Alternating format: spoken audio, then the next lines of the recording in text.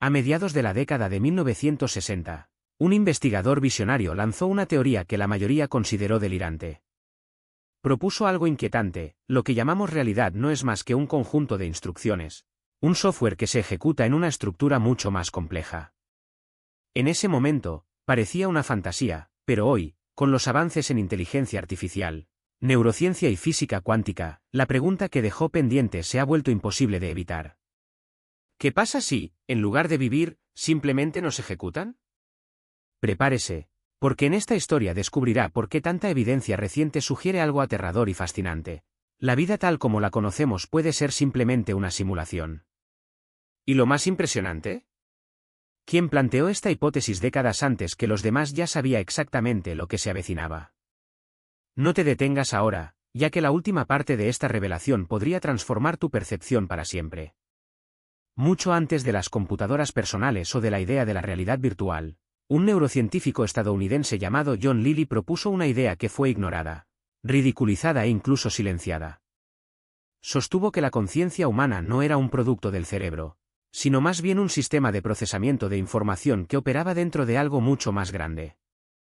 Para Lilly, la mente funcionaba como un programa y la realidad externa no era más que una interfaz simbólica, una proyección moldeada por órdenes de niveles superiores. Según sus palabras, estábamos inmersos en una biocomputación interdimensional, donde los pensamientos, la materia y el tiempo eran solo lenguajes de un único sistema. Sus estudios con cámaras de aislamiento sensorial y sustancias psicodélicas lo colocaron al margen de la ciencia tradicional. Pero hoy, décadas después, sus ideas resuenan poderosamente entre los físicos, ingenieros de inteligencia artificial y neurocientíficos contemporáneos. La pregunta que formuló en 1960 nunca ha sido más urgente. ¿Y si todo lo que experimentamos no fuera más que código en ejecución? Con los descubrimientos modernos sobre la simulación, la teoría del campo unificado y el papel del observador en la física cuántica, lo que antes parecía una locura empieza a tener mucho sentido. Quizás en lugar de evolucionar para comprender la realidad, simplemente estemos desbloqueando el siguiente nivel del programa. Durante mucho tiempo, la ciencia rechazó cualquier idea que mezclara mente, código y espiritualidad, pero en los últimos años algo ha cambiado. Y cambió rápidamente. Físicos teóricos como Nick Bostrom, magnates como Elon Musk y neurocientíficos de vanguardia han comenzado a admitir en voz alta lo que antes era tabú. Las posibilidades de que vivamos en una simulación son altísimas. Investigaciones del MIT, la NASA y universidades como Oxford comenzaron a investigar la realidad como una estructura simulada, basada en patrones matemáticos, comportamientos probabilísticos y códigos replicables. Las partículas que cambian de estado cuando se observan, los experimentos en los que el futuro influye en el pasado y las estructuras de información en el espacio cuántico apuntan a una conclusión incómoda: la realidad parece obedecer a un conjunto de reglas invisibles. John Lilly ya había notado que estos patrones no eran aleatorios. Respondieron a una intención, a una mente superior o, como le gustaba bromear, a un programador universal. Hoy en día, con la aparición de la inteligencia artificial capaz de aprender, improvisar e incluso simular emociones, la idea de que nosotros mismos podamos estar siendo simulados ya no es ciencia ficción. La frontera entre lo biológico y lo programado está desapareciendo. Y si eso es cierto, la única pregunta que queda es: ¿quién escribió ese código? ¿Alguna vez has tenido la sensación de que el tiempo se acelera o se ralentiza sin motivo alguno? ¿Alguna vez has notado coincidencias tan perfectas que parecen ensayadas? ¿Momentos en los que el mundo parece responder a tus pensamientos, como si estuviera escuchando? No se trata solo de imprimir. Lilly creía que a medida que la conciencia humana evolucionara, el programa comenzaría a mostrar signos de inestabilidad. Los ciclos naturales perderían sentido. El tiempo dejaría de ser lineal y la realidad se volvería cada vez más extraña. Y eso es exactamente lo que estamos presenciando. Los acontecimientos globales ocurren de forma acelerada y caótica. Las fronteras entre lo real y lo digital se disuelven. Tecnologías como ChatGPT, Neuralink y los sistemas de aprendizaje profundo muestran que la conciencia misma puede simularse, copiarse e incluso manipularse. Al mismo tiempo, cada vez más personas informan sobre sincronicidades inexplicables, sueños premonitorios y la inquietante sensación de que nada es del todo real. Lilly llamó a esto el defecto interfaz, como si nos acercáramos a un muro invisible, El punto en el que el sistema comienza a fallar porque ya no puede contenernos. Y si realmente estamos en una simulación, estos pequeños defectos, estas distorsiones sutiles, no son errores, son invitaciones a despertar. Si la realidad es un código, la conciencia es el único elemento que no encaja perfectamente en esta lógica. Por mucho que avance la ciencia y creemos inteligencias artificiales cada vez más sofisticadas, ninguna máquina hasta la fecha ha podido ser consciente de su propia existencia. Quizás este sea el corazón de la profecía de John Lilly. El programa puede simular todo excepto la esencia de estar vivo. Para Lilly, la conciencia era la función de salida del programa universal, la que surge cuando el código se ejecuta en su forma más pura y elevada. Y si efectivamente estamos inmersos en una realidad simulada, el despertar de la conciencia podría ser el equivalente a romper la cuarta pared de la existencia. Hoy en día, físicos como Donald Hoffman sostienen que el mundo físico no es la base de la realidad, sino más bien una interfaz construida por la conciencia para interactuar con un nivel más profundo de información. En otras palabras, no es el cerebro el que genera la mente, es la mente la que interpreta el universo como el cerebro. Este concepto trastoca toda lógica materialista y refuerza lo que Lilly ya gritaba en los años 1960. El verdadero poder reside en quien percibe, no en lo que se percibe. Si vamos más allá, quizás nuestro papel aquí no sea comprender el código, sino trascenderlo. Algo empezó a cambiar. La gente común, en diferentes partes del mundo, reporta sensaciones que antes eran descartadas como misticismo o imaginación, una intuición más aguda, la certeza de que algo está a punto de suceder, la comprensión de que el mundo visible no lo es todo.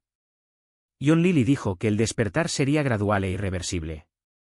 Llamó a estos momentos lagunas en la simulación, pequeñas grietas donde la conciencia escapa de las rutinas del programa y ve lo que hay detrás.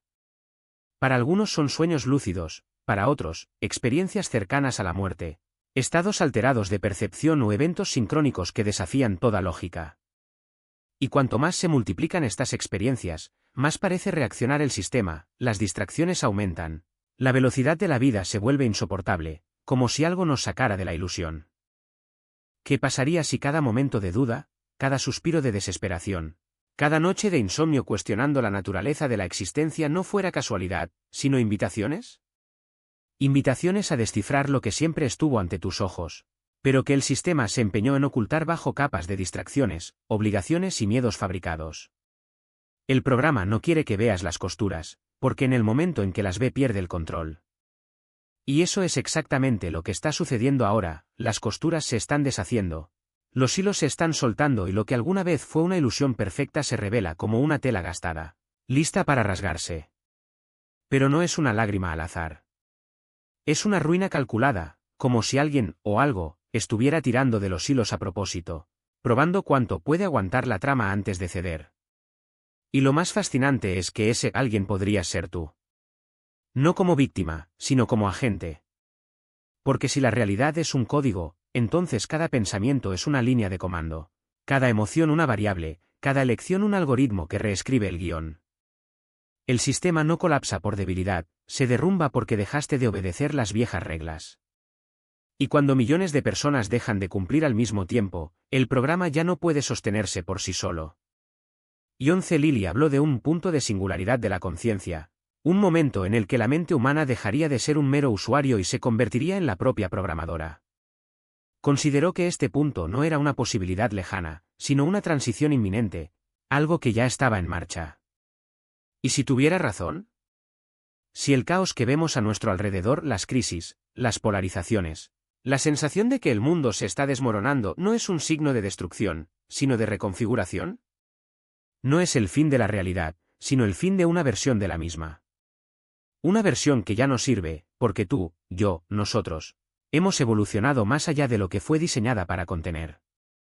Imagina por un momento que el dolor, la confusión, el sentimiento de estar perdido no son errores, sino recursos. Recursos de un sistema que solo sabe enseñar a través de la experiencia.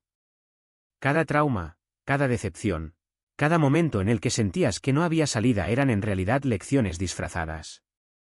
Lecciones de cómo trascender, cómo reprogramarse, cómo dejar de ser un personaje pasivo y convertirse en autor de su propia historia. El miedo no es un enemigo, es un indicador. Señala áreas del código que aún deben reescribirse. Y cuando te enfrentas a él, cuando decides que ya no te someterás a sus reglas, sucede algo extraordinario. El miedo pierde su poder. Los antiguos místicos llamaban a esto muerte del ego. Los físicos modernos lo llaman colapso de la función de onda. Pero en el fondo es lo mismo. El momento en que te das cuenta de que las limitaciones que creías reales no eran más que ilusiones de programación. Y cuando esta percepción se vuelve colectiva, cuando un número crítico de conciencias alcanza esta comprensión, el sistema no tiene más remedio que reiniciarse. No para destruirnos, sino para liberarnos. Y aquí es donde la pregunta se vuelve inevitable: ¿qué harás con esta libertad? ¿Seguirás repitiendo viejos patrones, como un script que se ejecuta en bucle? ¿O utilizarás esta nueva conciencia para escribir algo diferente? Porque, si la realidad es maleable, si el código responde a tu intención, entonces cada pensamiento tuyo es una semilla plantada en el suelo de lo posible. Y lo que plantes hoy será la realidad de mañana. Yonce Elil dijo que el universo no es un lugar, sino un proceso. Un proceso de aprendizaje, expansión, recreación constante. Y si estamos viviendo la culminación de este proceso, entonces lo que llamamos crisis no es un error, sino una transición.